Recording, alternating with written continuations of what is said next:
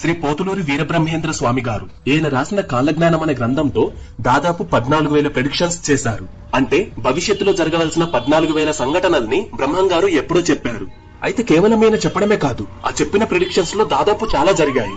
మొత్తం 14,000 ప్రెడిక్షన్స్ అయితే అన్నింటినీ ఇప్పటి వరకు ఎవరూ డీకోడ్ చేయలేకపోయారు. అంటే అవి నార్మల్ పీపుల్ కి అర్థం కాలేదు.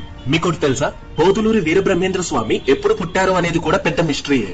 నార్మల్ గా చాలా మంది బ్రహ్మం గారు 16th సెంచరీలో పుట్టారు అని చెప్తారు. ఇన్ఫాక్ట్ అదే నమ్ముతారు కూడా. ఈవెన్ నేను కందిమల్లయ్యపల్లిలో బ్రహ్మం గారి మఠంలో ఒక దగ్గర రాసుండటం కూడా చూశాను. ఆ ప్లేస్ లో బ్రహ్మం గారు 1608వ సంవత్సరంలో పుట్టారు అని రాసి ఉంది.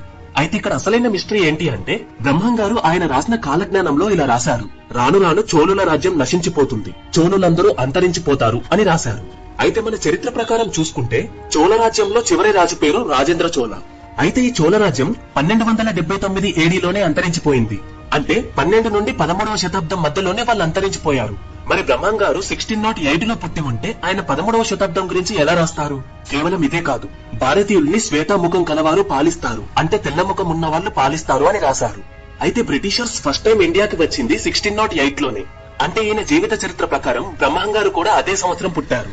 అండ్ బ్రహ్మం గారు కాలజ్ఞానం రాసే టైం కి బ్రిటిషర్స్ ఆల్రెడీ కొన్ని ప్లేసెస్ ని పాలిస్తున్నారు. సో దీన్ని బట్టే కొందరు చరిత్రకారులు బ్రహ్మం గారు 16th సెంచరీలో పుట్టలేదు, అంతకన్నా ముందే పుట్టారు అని చెప్తున్నారు. ఆథర్ అండ్ జెనియాలజిస్ట్ అయిన ఎస్ చంద్రశేఖర్ గారి ప్రకారం బ్రహ్మం గారు 9వ శతాబ్దంలో పుట్టారంట. ఎలా చెప్తున్నాను అనుకుంటున్నారా? బ్రహ్మం గారు